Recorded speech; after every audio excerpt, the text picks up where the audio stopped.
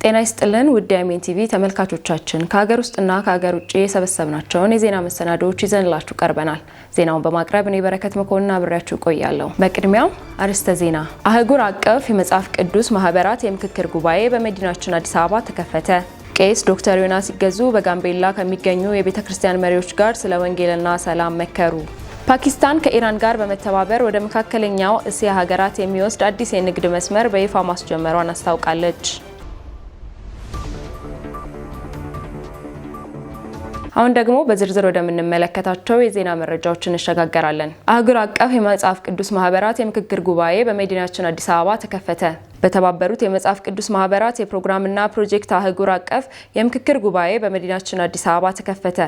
በጉባኤው ላይ ከ25 በላይ የተለያዩ ከአፍሪካ ሀገራት የተወከሉ 85 ተሳታፊዎች እየተካፈሉ ይገኛሉ። ከዚህ በተጨማሪ ከተባበሩት የመጽሐፍ ቅዱስ ማህበራት ዋና ጽህፈት ቤት ከአሜሪካና ከአውስትራሊያ መጽሐፍ ቅዱስ ማህበራት የተጋበዙ አባላት ተሳታፊ እንደሆኑም ታውቋል።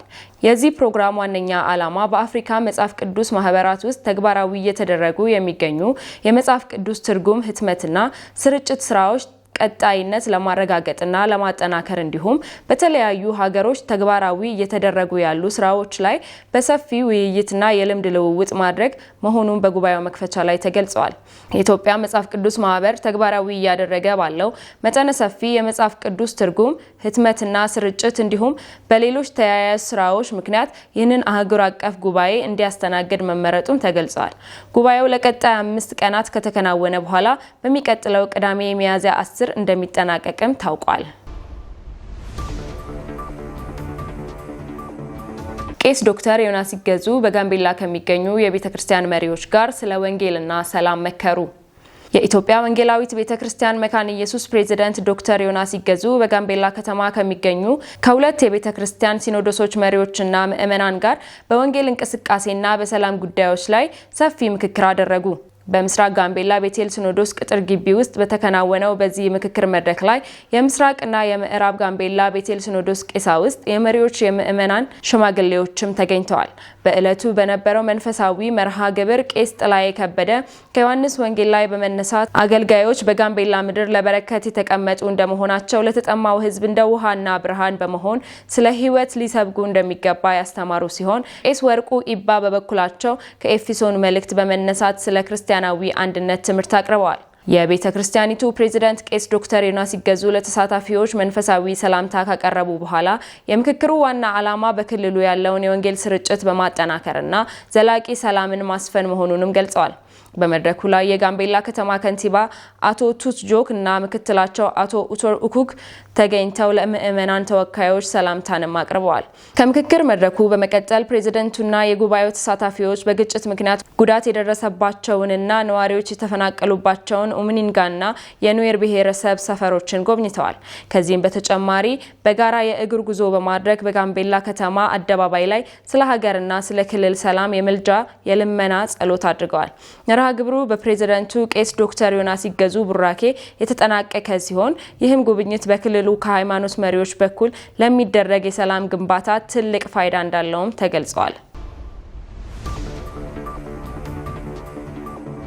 በቤተ ክርስቲያን ላይ እገታ የፈጸሙ 33 የቡድን አባላት በናይጄሪያ ፖሊስ በቁጥጥር ስር ዋሉ። በመካከለኛው የናይጄሪያ ክፍል በክራዋ ግዛት በሚገኝ አንድ ቤተክርስቲያን ላይ ጥቃት ሰንዝረው 38 ሰዎችን ያገቱ የ33 አባላት ያሉት የወንጀለኛ ቡድን መታሰሩን የሀገሪቱ ፖሊስ ማክሰኞ ዕለት አስታውቋል። ይህ እስር በመላው ሀገሪቱ እየተካሄደ ያለው የጸጥታ ማስከበር ዘመቻ አካል መሆኑንም ተገልጿል። የፌዴራል ፖሊስ ቃል አቀባይ አንቶኒ ኦኮን ፕላሲድ እንደገለጹት ቡድኑ ባለፈው ህዳር 18 ቀን በኤኪሮ ከተማ በሚገኝ የክርስቶስ አፖስቶሊክ ቤተክርስቲያን ላይ የተፈጸመውን ጥቃት መርቷል። በተጨማሪም በክልሉ ለተፈጸሙ ሌሎች እገታዎች፣ የከብት ዘረፋዎችና የታጠቁ የዘረፋ ወንጀሎች ተጠያቂ መሆኑንም ቃል አቀባዩ አክለው ገልጸዋል። 33ቱ ተጠርጣሪዎች የተያዙት በክራዋና በጎረቤት ኮጊ ግዛቶች ውስጥ በተቀናጀ ድንገተኛ ፍተሻ ሲሆን ለክራዋ ኦፕሬሽን ስኬት የሰውና የቴክኖሎጂ ደህንነት መረጃዎች ከፍተኛ እገዛ ማድረጋቸውም ተነግረዋል። ይህ እርምጃ ከጥር ወር ጀምሮ እስካሁን 50 ተጠርጣሪዎች በቁጥጥር ስር የዋሉበት ሰፊ ዘመቻ አካል መሆኑን ፕላሲድ በሰጡት መግለጫ አመላክተዋል። ናይጄሪያ ከጅምላ እገታ እስከ ሽፍታና ታጣቂዎች ጥቃት ድረስ ካሉ የጸጥታ ችግሮች ጋር ለረጅም ጊዜ ስትታገልም ቆይታለች። በኤክሩ የተፈጸመው ጥቃት በናይጄሪያ መንግስት ላይ ከፍተኛ ጫናንም ፈጥሯል። በተለይም የአሜሪካ ፕሬዝዳንት ዶናልድ ትራምፕ በክርስቲያኖች ላይ የሚፈጽመውን ስደት በማውገዝ በወታደራዊ እርምጃ ጭምር ዝተዋል። ቃል አቀባይ ፕላሲድ ፖሊስ በቅርቡ በተጠርጣሪዎች ላይ ክስ እንደሚመሰርት ገልጸው በሌላ በኩል ያመለጡ የቡድኑ አባላት የማደንና ተጨማሪ የጦር መሳሪያዎችን የመሰብሰብ ስራ ተጠናክሮ እንደሚቀጥልም ተናግረዋል። የእስራኤልና የሊባኖስ የፊት ለፊት ውይይት ሊካሄድ መሆኑ ተገለጸ። እስራኤልና ሊባኖስ ከ3 አስርት ዓመታት በኋላ ለመጀመሪያ ጊዜ የሚያደርጉት የፊት ለፊት ዲፕሎማሲያዊ ውይይት ዛሬ ምሽት በአሜሪካ ዋሽንግተን ዲሲ ይካሄዳል። ውይይቱ በአሜሪካና ሂዝቦላ መካከል ለወራት ከተካሄደው አስከፊ ጦርነት በኋላ የሚደረግ ሲሆን ጦርነቱን ሊያስቆም እንደሚችልም ተስፋ ተጥሎበታል። እስራኤልና ሊባኖስ በሚዋሰኑበት ሰሜናዊ ድንበር ላይ ያለውን ሰላም ለማረጋገጥና ጦርነቱን በዘላቂነት ለማስቆም ያለመውን ውይይት ለማካሄድ ተወካዮች ዋሽንግተን መድረሳቸውን የአሜሪካ ስቴት ዲፓርትመንት ጠቅሶ አረብ ኒውስ ዘግቧል። በውይይቱ የአሜሪካ የውጭ ጉዳይ ሚኒስተር ማርኮ ሩቢዮ፣ በአሜሪካ የእስራኤል አምባሳደር ይሄል ሊተር እና በአሜሪካ የሊባኖስ አምባሳደር ናዳ ሐምዳድ ሞዋድ ይሳተፋሉም ተብሏል። ኢራን ከአሜሪካ ጋር በምታደርገው ውይይት ላይ የእስራኤልና ሂዝቦላ ጉዳይ በድርድር ነጥቦች ቢካተትም ሊባኖስ ግን ራሷን ችላ ከእስራኤል ጋር እየተነጋገረች መሆኑ ተሰምቷል። ይሁን እንጂ በሊባኖስ ባለስልጣናት ላይ እምነት እንደሌለው የሚገልጸው ሂዝቦላ ከእስራኤል ጋር የገባበትን ጦርነት በተመለከተ የኢራን አቋም እንደሚጠበቅለት ከፍተኛ ፍላጎት እንዳለውም ተገልጿል። ሂዝቦላ የመካከለኛው ምስራቅ ጦርነት ከተከፈተ ከሳምንት በኋላ በሰሜናዊው እስራኤል የሚሳኤልና የድሮን ጥቃት በመፈጸም ጦርነቱን መቀላቀሉንም ተመላክቷል። እስራኤል የቡድኑን ወታደራዊ አቅም ለማዳከም የአየር ጥቃትና የምድር ላይ ዘመቻ በመጀመሯ 166 ህጻናትን ጀምሮ ከ2000 በላይ ሰዎች ለህልፈትም ተዳርገዋል። ፓኪስታን ከኢራን ጋር በመተባበር ወደ መካከለኛው እስያ ሀገራት የሚወስድ አዲስ የንግድ መስመር በይፋ መጀመሯን አስታወቀች። ይህ አዲስ የንግድ ኮሪደር ፓኪስታን በመካከለኛው ምስራቅ ያለውን ግጭት ለማርገብና በኢራንና በምዕራባውያን መካከል የተፈጠረውን ውጥረት በሰላም ለመፍታት ከምታደርገው ዲፕሎማሲያዊ ጥረት ጋር ተያይዞ የመጣ መሆኑን የዘርፉ ተንታኞች ገልጸዋል። የመጀመሪያ የታሸገ የገዘገዘ ስቃ ጭነት ባለፈው አርብ ወደ ኡዝቤኪስታን መዲና ታሽከንተን መጓጓዙን ተከትሎ የፓኪስታን ኢራን የትራንዚት ኮሪደር በይፋ ስራ ጀምሯል።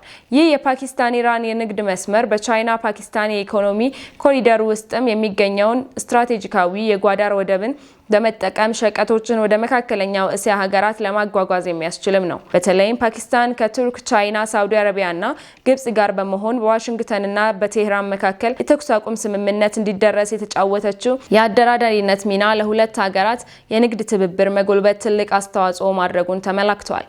በሌላ በኩል ይህ አዲስ መስመር ህንድ በኢራን በኩል ወደ አፍጋኒስታንና መካከለኛው እስያ ለመድረስ የነበራትን ተጽዕኖ እንደሚቀንሰውም ተገምቷል። ህንድ በቻባሃር ወደብ ላይ የነበራትን ተሳትፎ በአሜሪካ ማዕቀብ ስጋት ምክንያት መቀነሷን ተከትሎ በተፈጠረው የንግድ ክፍተት ፓኪስታን ተጠቃሚ መሆን መቻሏም ተገልጿል።